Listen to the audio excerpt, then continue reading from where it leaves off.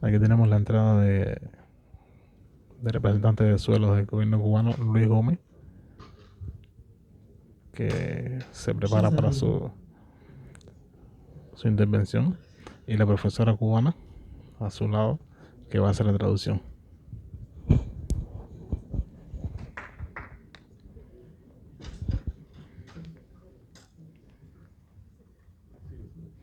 Nuestro presidente de la asociación, Jean-Michel Gromont. Donc, comment développer des stratégies en matière d'alimentation durable si les terres ne sont pas propices à cela? Nos différents intervenants vont nous présenter sur le même modèle que les précédents, avec leurs initiatives en matière d'alimentation durable, quelles sont les initiatives en matière de lutte contre la désertification à l'échelle de leur collectivité, et aussi savoir ce que peut la Convention des Nations Unies pour les collectivités territoriales en la matière. Je vais laisser commencer Monsieur Moumouni Hassan, secrétaire général de la commune de Torodi au Niger.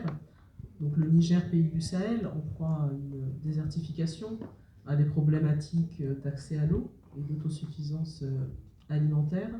La commune se trouve dans la région de Tillabéri, non loin de Niamey et de la frontière burkinabé, avec en plus de cela donc des problématiques sécuritaires. Et la commune, je crois, a un plan stratégique communal des services publics d'eau potable, d'hygiène et d'assainissement. Mais la commune a-t-elle aussi un plan en matière de lutte contre la désertification? Parmi ces initiatives-là, nous avons développé beaucoup des actions de CSDRS, c'est-à-dire des actions de conservation des eaux et des sols et de défense et restauration, c'est-à-dire des ouvrages, c'est-à-dire de demi-lunes, de banquettes, des ouvrages, c'est-à-dire de cordons pieux, c'est-à-dire pour fertiliser les sols, particulièrement les sols pastoraux, parce que c'est un élevage extensif qui est pratiqué. Et ce sont ces terres-là qui sont plus affectées, c'est-à-dire par la glacification, c'est-à-dire ils sont complètement dénudés parfois.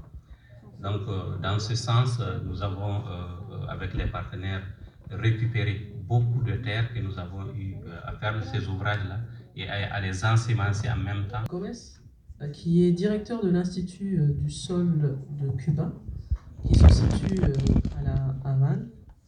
Nous sortons du continent africain.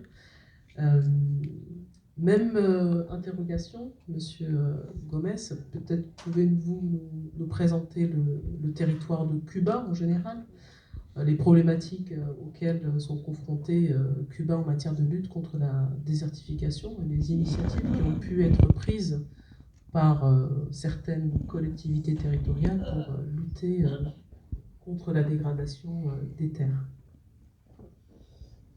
Buenas tardes. Quisiera, antes de empezar, primero agradecer la oportunidad de estar aquí. Encore merci avant tout de cette opportunité.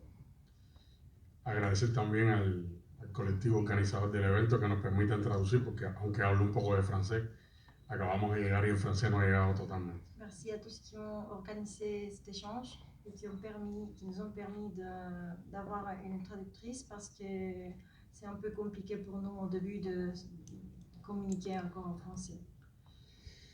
Nosotros venimos de la isla de Cuba, que es una isla que está ubicada en el Golfo de México. Notre île, elle se situe près du golfe de Mexique. Y como todo territorio tropical, et comme tout pays tropical, nosotros sembramos arroz, frijoles. On a une tradition de la culture du riz, des haricots. Tenemos disponible 6,6 millones de hectáreas. On a une disponibilité de 6,6 millions d'hectares. De esa, la mitad es dedicada a pastos y bosques. Dont la moitié est dédiée au pâturage et aux forêts. Y el resto es una agricultura convencional. Le reste, c'est une agriculture conventionnelle. A diferencia de algunos de los actores que que han estado aquí. À différence de certains des acteurs qui sont passés avant, Nosotros no hemos llegado a tener una base de un modelo de trabajo agroecológico por convicción, on n'a pas encore réussi à avoir un modèle agroécologique par conviction, únicamente por convicción, que par conviction, sino por necesidad. mais c'est un besoin pour nous. Nosotros, después de la caída del campo socialista en la década del 90, À partir des années 90, perdimos toda la posibilidad financiera on a perdu toute l'aide financière y por tanto, sin recursos, tuvimos que empezar un nuevo modelo para asegurar la alimentación et a à la cause du población. manque de ressources, on a dû mettre en place un nouveau modèle pour assurer l'alimentation de la population. Hay una diferencia, tú lo puedes comprender y poco a poco lo puedes implementar. Là, c'est là où reste la différence. On peut arriver à le comprendre, mais le mettre en place, c'est une autre chose. Nosotros no, de un golpe tuvimos que cambiar de Mais dans modelo. notre cas, c'est arrivé d'un coup, on a dû changer de modèle brusquement. Igual que cada vez que se ve un cubano se piensa en Balcer. Et on est au courant aussi qu'à chaque fois qu'on parle d'un Cubain, ce qui nous vient en premier à l'esprit, c'est un balsero. Ajá, cada vez que vemos un cubano siempre vemos la política. On pense toujours à la politique. Pero esto también, eso tiene un lado político. Mais ce dont on parle aujourd'hui, ça a aussi un côté politique. Entonces, todo lo que voy a explicar Alors tout ce que je vais expliquer es sobre la diferencia de que ahora lo comprendemos, est basé sur cette distinction que nous faisons en ce moment parce que maintenant on arrive à comprendre. pero tuvimos que cambiar de modelo por obligación. Mais ça a été une obligation, le fait d'avoir changé de modèle. También quiero, para no ser, o sea, nosotros tenemos un grupo de partenarios internacionales que nos han ayudado No, al sí, ona- desarrollo del nuevo modelo de On agricultura. a un groupe de partenariats internationaux qui nous ont beaucoup aidés pour mettre en place ce nouveau modèle. Y no quisiera olvidarlo, no voy a hacer que lo olvide, y Ayuda. es injusto eso. Je ne veux pas les oublier parce que ce serait injuste. O sea, el programa de las Naciones Unidas para el Desarrollo, C'est d'abord le programme des Nations Unies pour le développement.